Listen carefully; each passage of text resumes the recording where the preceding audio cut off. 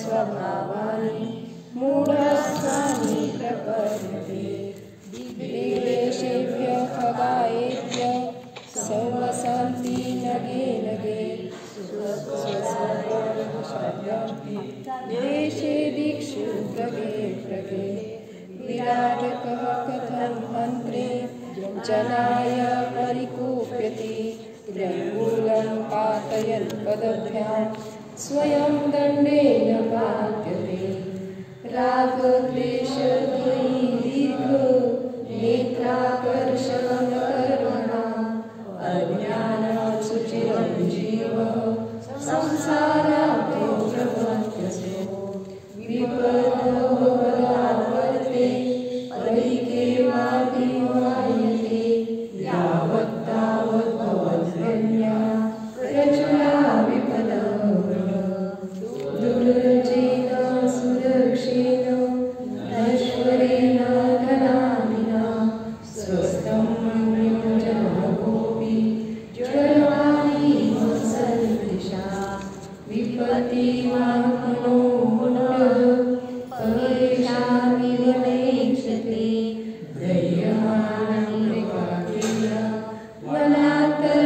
वनान्तरतरुस्तवत् आयुर्वृत्तिक्षयोत्कर्ष हेतुपालस्य निर्ममः वाञ्छतां धनिनामीष्टं जीवितात् सुतरां धनम् त्यागाय श्रेयसे वित्तं वित्तसञ्चिनोति यः स्वशरीरं समर्पेण स्नास्यामीति विधिवते आरम्भे तापकां प्राप्ता वतृप्ति प्रतिपादका अन्ते सुदुस्त्यजां कामं कः सेवते भवन्ति प्राप्य यत्सङ्गं शुचिनी शुचिन्यभिः स्वकाय सन्ततापायस् तदर्थं प्रार्थनावृथा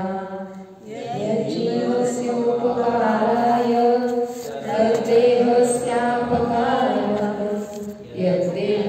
यद्देहस्योपकाराय तज्जीवस्यापकारकम् इतश्चिन्तामणिर्दिव्य इतमपि ज्ञापकण्डकम् ज्ञानेन चेदुभेदत्वे वाद्रियन्तां वेदिनः स्वसंवेदनसुव्यक्तस्तनुमात्रो निरत्ययः अत्यन्तसौख्यमानात्मा लोकालोकविलोकनः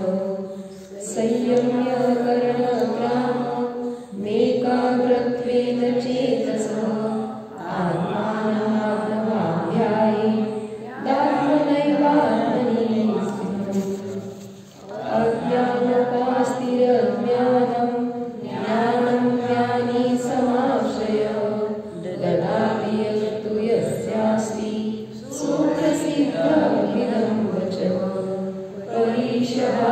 परीशवाद्यविज्ञानात् दासवस्य निरोधिनी जायते आत्मयोगेन कर्मणामाशु निर्जरा कटस्य कर्ता मुनिति सम्बन्धस्याद्वयोर्द्वयो ध्यानं ध्येयं यदात्मैव सम्बन्धः कीदृशस्तदा वद्यते मुच्यते जीवः समोनिर्ममः तस्मात् सर्वप्रयत्नेन निर्ममत्वमुच्यचिन्तयेत् एकोऽहं निर्ममः शुद्धो ज्ञानी योगीन्द्रगोचरः मायासंयोगजाभावा मत्तः सर्वेऽपि सर्वदा दुःखसन्दोहभागित्वं संयोगाधिपदेन यजामेनं ततः सर्वं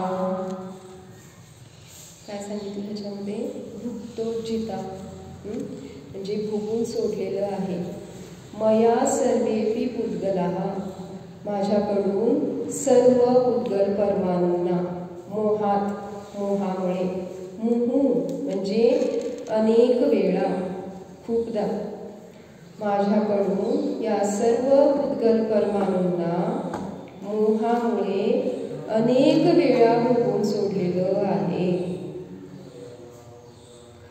काय सांगितलं तुम्ही आचार्यांनी? उच्छेष्टिष्विव तेष्वद्य मम विज्ञस्य का स्पृहा. अद्य म्हणजे आता, मम विज्ञस्य म्हणजे माझ्यासारख्या ज्ञानी जीवाला,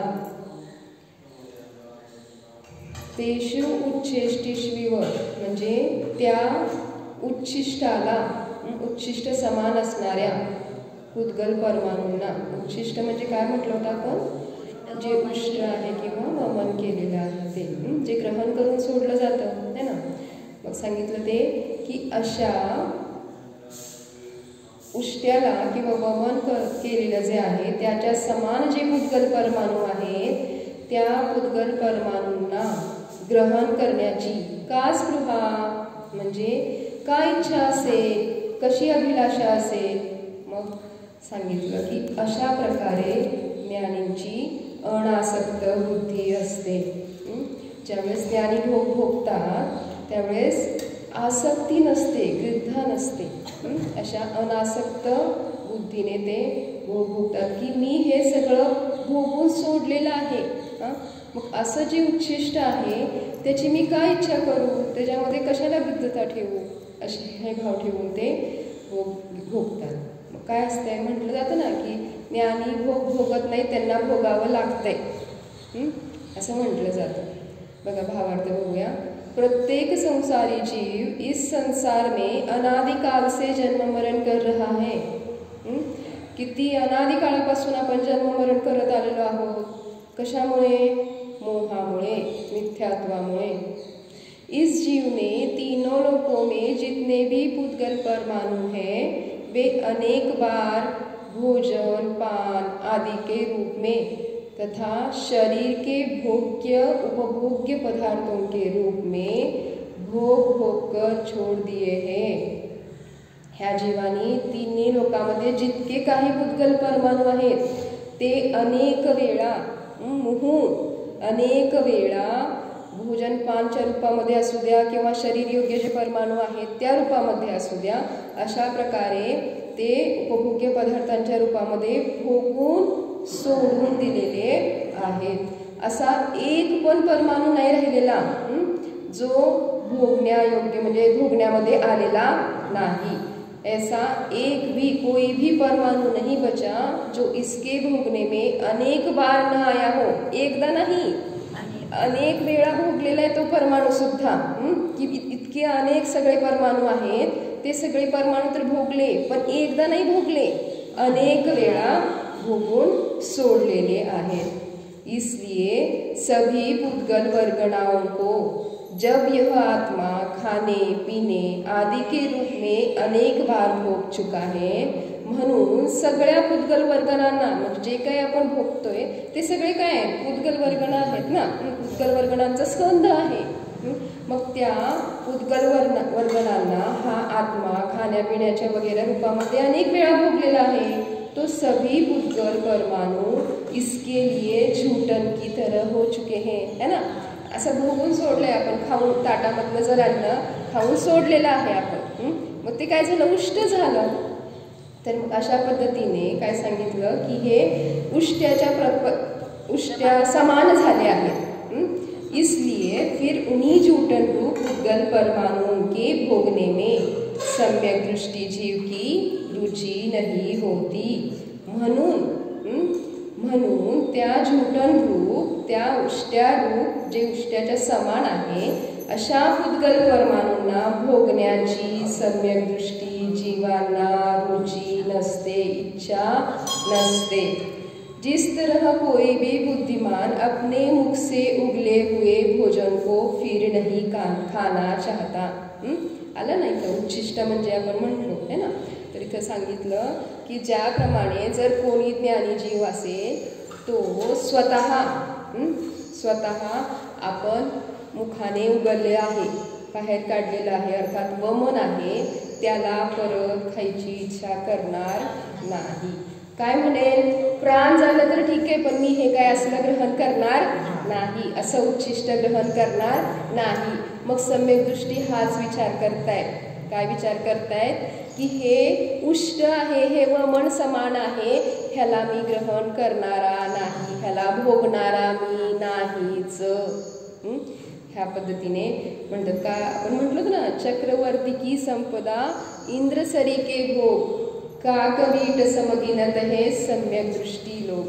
म्हणजे अशी सम्यक दृष्टी असतात की चक्रवर्तीची संपदा किती, नवनिधी 16 हे जे काय आहे एवढी सगळी संपदा, ती सगळी संपदा काय विचार करतात त्याच्या वेळेस की काकवीट, किती उपेक्षा त्याची. काकवीट म्हणजे काय, कावळ्याची विष्ठा. एवढ्या उपेक्षा समान त्या भोगांना, ते एवढ्या संपत्तीला. आणि आपण काय करतोय, एवढी नाही तर आपण त्याचा किती गर्व करतोय की हे मला माझ्या पुण्यामुळे मिळालं, हे सगळं मी माझ्या पुण्यामुळं भोगतोय, मी का सोडायचं, मी भोगणारच. हे काय करतो आपण, प्रदर्शन करायचा विचार करतो. कशाचं, की चांगले कपडे घालायचे, दागिने, हे सोनं रत्न हिरे, कोणत्या तुम्ही म्हणजे जड रत्नांचं प्रदर्शन करायला जात आहे. पण ऍक्च्युअल खरी शोभा कशाची आहे, जे सम्यक दर्शन, सम्यक ज्ञान, सम्यक चातुर्य रत्न आहे, त्याचं प्रदर्शन करा. करायचंच आहे ना प्रदर्शन, तर आचार्य काय म्हणतात की हे सम्यक दर्शन, सम्यक ज्ञान, सम्यक चातुर्य रत्न ग्रहण करा आणि मग प्रदर्शन करा, तर खरी शोभा आहे. ह्या जड रत्नांचं प्रदर्शन करण्यामध्ये काय शोभा. मग असं आचार्य सांगतात आपल्याला की जे ज्ञानी आहेत ते अशा पद्धतीने जे काही भोग आहेत त्या भोगताना कसा विचार करतात. मग हे मी अनेक वेळा भोगून सोडलेलं आहे, ह्याच्यामधला असं कोणताही परमाणू नाही जो मी भोगलेला नाही, बल्कि प्रत्येक परमाणू मी अनेक वेळा भोगलेले आहेत. कारण मी अनादी काळापासून परिभ्रमण करत आलेलो आहे. कशामुळे, मोहामुळे, मिथ्यात्वामुळे, अज्ञानामुळे. तर त्यामुळं मी असा कोणताही परमाणू सोडलेला नाही की ज्याला मी भोगलेलं नाही. पंचपरावर्तन सांगितलं आपण, काल चर्चा केली पंचपरावर्तन. अशा पद्धतीने कोणतंही असं क्षेत्र नाही जिथं मी जन्मलेलो नाही, कोणता असा समय नाही जिथं मी ज्या समयाला मी जन्म घेतलेला नाही, कोणतं असं भाव नाही. फक्त भाव कोणते सांगितले होते, 9 अनुदेश आणि 5 अणुत्तर विमान तिथे, आणि जे एकभवतारी सौधर्मेंद्र आणि त्यानंतर सचिंद्राणी हे जे आहेत, 1 भवअवतारी आणि 2 भवअवतारी, ह्या भवातली ही पर्याय जर सोडून आपण सर्व भवामधनं सर्व भाव भोगलेले आहेत, सर्व भवामध्ये गेलेलो आहोत. असे कोणतेही भाव नाहीत ज्या भावाने, असे असंख्यात भाव आपण केलेले आहेत ज्या भावामुळे कर्माची बंध होत राहत आलेला आहे. म्हणून सांगितलं काय की अशा पद्धतीने भोग भोगताना देखील आपण काय विचार केला पाहिजे, हे भोग भोगणारा मी नाहीच. कारण हे अशा प्रकारचे जे भोग आहेत ते वमन समान आहेत, उष्ट्या समान आहेत, मी अनेक वेळा भोगून सोडून दिलेले आहेत. असं होतं ना की आपण आता कपडे वापरले कुणाला दिले, 5-6 वर्ष वापरले, त्यानंतर दिले, चांगले होते, वापरण्यासारखे होते, दिले. परत असा विचार येतो का हो की नाही अजून मी वापरतो, त्याच्याकडे घेतो. मी भोगून सोडलेले ना, परत घ्यायची इच्छा होईल का, नाही. अशा पद्धतीने लक्षात घ्यायचं आहे की मी हे सगळे उद्गल परमाणू मी भोगून सोडलेले आणि तरी सुद्धा माझी तृप्ती झाली नाही, परत भोगतोय. आसक्तीने जर भोगतोय तर माझ्यासारखा मूर्ख मीच आहे. मग मला ज्ञानी कसं म्हणायचं, म्हणणं योग्य आहे का. मी तर ज्ञानी आहे ना, स्वभावानेच मी ज्ञानी आहे. प्रत्येक जीव, प्रत्येक आत्मा स्वभावानेच ज्ञानी आहे. तर म्हणून लक्षात घ्यायचं आहे की माझ्यासारख्या ज्ञानीला अशा प्रकारचं उच्छिष्ट ग्रहण करण्याची इच्छा होणं कधीही शक्य नाहीच. उत्थानिका घेऊया. हो। यहाँ पर शिष्य कहता है कि वे पुद्गल क्यों बन जाते हैं, अर्थात जीव के द्वारा पुद्गल क्यों और किस प्रकार से हमेशा बंध को प्राप्त होते रहते हैं। मग शिष्य काय विचारतोय की हे पुद्गल आहेत ते का बांधले जात आहेत, जीवाच्या द्वारे पुद्गल का आणि कशा प्रकारे बंधाला प्राप्त होत आहेत, पुद्गल बंधाला प्राप्त होत आहेत किंवा जीव बंधाला प्राप्त होते, मग हे का बंधाला प्राप्त होत आहेत, कशा प्रकारे होत आहेत, त्याच्यासाठी आचार्य पुढची गाथा सांगतायत। नुसती गाथा घेऊयात आणि थांबूयात। सर्व पुद्गलांना उच्छिष्ट का म्हटले आहे? उच्छिष्ट का म्हटले आहे? उच्छिष्ट का म्हटले आहे? कारण ते जे सर्व पुद्गल परमाणू आहेत ते आपण अनेक वेळा भोगून सोडलेले आहेत, म्हणजे काय केलेलं आहे, ग्रहण केलेलं आहे आणि बाहेर काढलेलं आहे।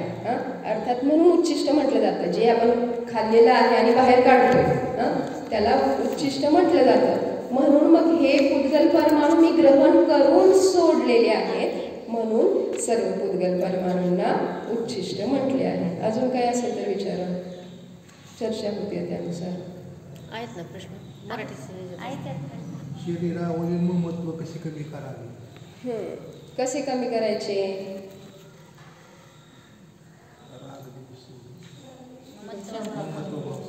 हां, पण सोडायचं कसं? आपल्या आत्म्यामध्ये संयम धारण। म्हणजे संबंध कसे आले ते त्याचं चिंतन करून की हे शरीर पण संबंधामुळे प्राप्त झालेलं आहे, या पर्यायात प्राप्त झालेलं आहे आणि ह्याच्या आधी कितीतरी वेळा मी ग्रहण केलेलं आहे आणि सोडलेलं आहे, असं हे ग्रहित म्हणजे हे अपेक्षित होतं की बरोबर आहे की हे शरीरावरील महत्वभाव कसा सोडायचा, तर ऑब्विसली संयम धारण करून निज स्वरूपामध्ये लीन होऊन आणि काय की या शरीराची ही काय आहे, हे शरीर जे आहे पुद्गल परमाणूचं स्कंद आहे आणि असे पुद्गल परमाणू मी अनेक वेळा भोगून सोडलेले आहेत। मग हा जर विचार केला तर शरीरावरील ममत्वभाव कमी होईल। आचार्य आपल्याला सांगतायत ह्या 5-6 गाथांमध्ये सांगितलं शरीरावरील ममत्वभाव। न मे मृत्यू कुतो भीती, न मे व्याधी कुतो व्यथा, नाहम बालो न वृद्धोहम युवैतानी पुद्गले। ह्या सगळ्या पुद्गलाच्या अवस्था आहेत आणि मी पुद्गलापासून भिन्न असा शुद्ध आत्माच आहे। मग अशा पद्धतीने जर आपण चिंतन केलं, अशा पद्धतीने आपण धारणा राहिली तर नक्कीच शरीरावरील ममत्वभाव सहज सुटेल। सहज हा स्वभाव आहे, सहज आपला स्वभाव आहे, नॅचरल है ना, कुठून आणायचं नाहीये, हे कुठून स्वभाव कधी कुठून आणावा लागत नाही, स्वभावाला पराची अपेक्षा नसते, कारण स्वभाव नॅचरल आहे, सहज आहे आणि हा माझा स्वभाव नाही। परद्रव्यामध्ये अन्नद्रव्यामध्ये ममत्व बुद्धी ठेवणे माझा स्वभाव नाहीच। चालते मग आज आपण इथेच थांबूया, गाथा पुढची ओके चालेल ठीक आहे। परत पंडितजींची वेळ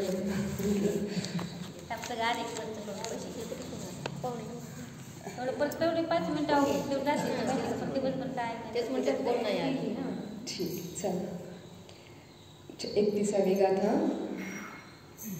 कर्म कर्म हिताबंधी, कर्म कर्म हिताबंधी, जीवो जीव हित स्पृह, जीवो जीव हित स्पृह, स्वस्व प्रभाव भूयस्वे, स्वस्वभाव प्रभूयस्वे, भूयस्त्वे, भूयस्वे, स अर्ध त अर्ध आणि व वर मात्र आहे, एची मात्र काय म्हणायचं, व वर एक मात्र आहे, भूयस्त्वे, भूयस्वे, स्वार्थम को वा न वांछति, स्वार्थं को वा न वांछति, स्वार्थम को वा न वांछति, स्वार्थं को वा न वांछति, कर्म कर्म हिताबंधी, कर्म कर्म हिताबंधी, जीवो जीव हित स्पृह, जीवो जीव हित स्पृह, स्वस्व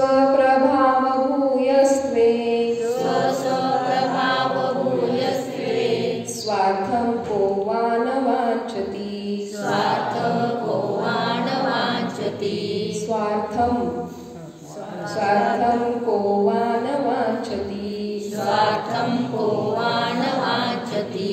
बघा खूप सुंदर श्लोक दिलेला आहे. कारण विचारलं काय होतं शिष्यानी की हे जे पुद्गल आहे आणि जीव हे बंधाला प्राप्त कसे होत आहेत, कशामुळे होत आहेत. मग काय सांगितलं आचार्यांनी की कर्म हिताबंधी. कर्म काय करतायत, कर्माचं हित बघतायत. कर्माचं हित काय आहे, बंद होण्यामध्ये आहे का वेगवेगळं होण्यामध्ये आहे, सुटण्यामध्ये आहे का. कर्माचं हित बंद होण्यामध्ये आहे. जीवो जीव हितस्पृह. जीव काय करतोय, जीवाचं हित बघतोय, जीवाची इच्छा करतोय. जीवाला इच्छेने सहित सांगितलं कारण जीव चेतनेने सहित आहे.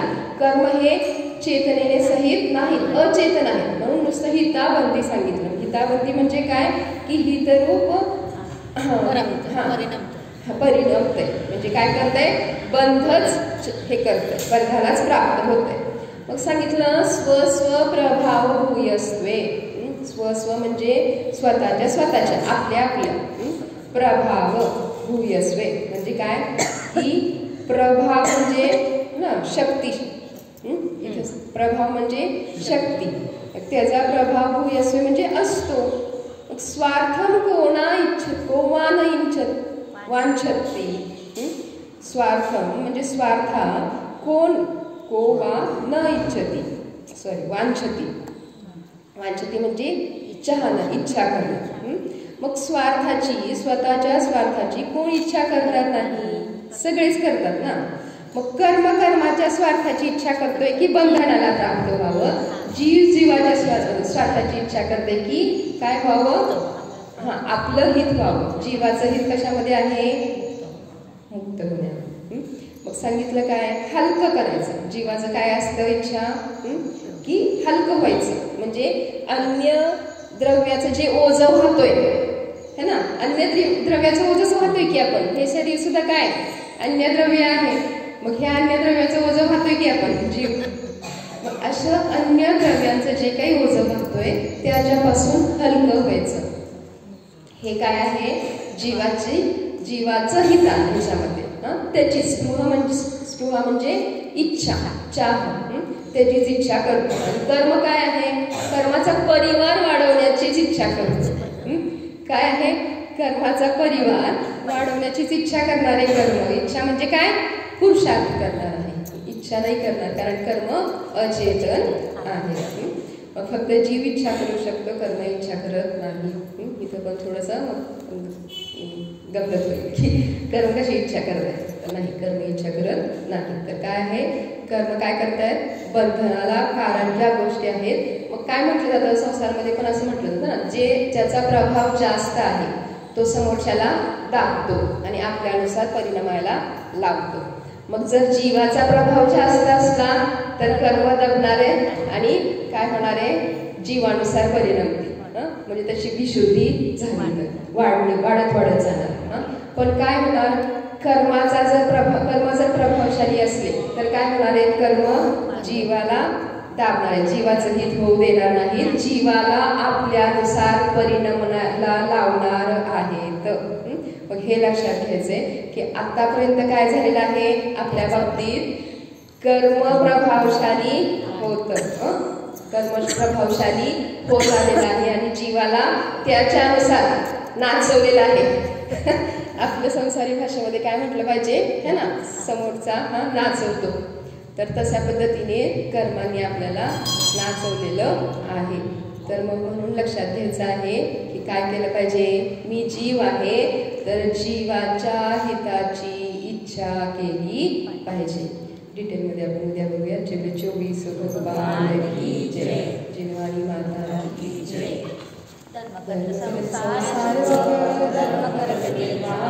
धर्मपंथ सारे विना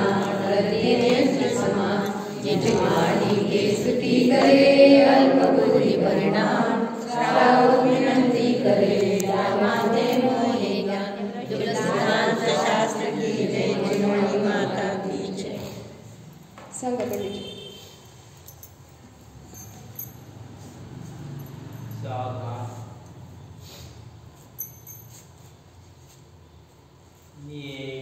जीवद्रव्य आहे.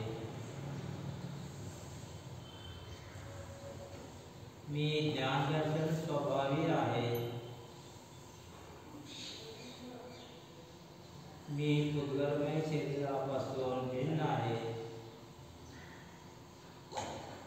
मी अन्य जीवद्रव्य, पुद्गलद्रव्य, धर्मद्रव्य, अधर्मद्रव्य, आकाशद्रव्य, कालद्रव्यापासून भिन्न आहे.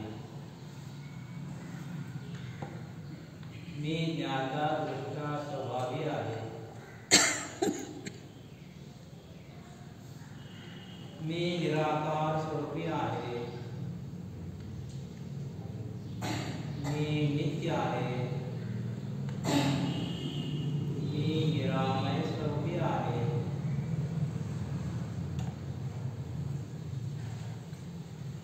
मी अखंड आहे. मी अनादिकालापासून अनंत काळापर्यंत राहणार आहे. माझा कधीही नाश होत नाही. मी अविनाशी आहे. मी शाश्वत सुख स्वरूपी आहे.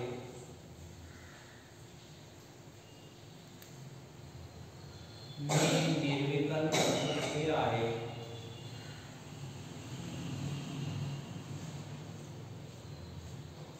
मी अनंत गुणांचा अखंड पिंड आहे. अनंत गुण हे माझे खरे वैभव आहे. मी असंख्यात स्वदेशी आहे.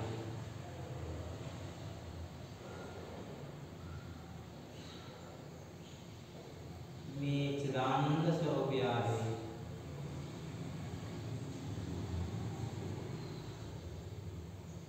मी रागद्वेषापासून भिन्न आहे. मी विषय कषायापासून भिन्न आहे. मी चैतन्यमय स्वरूपी आहे.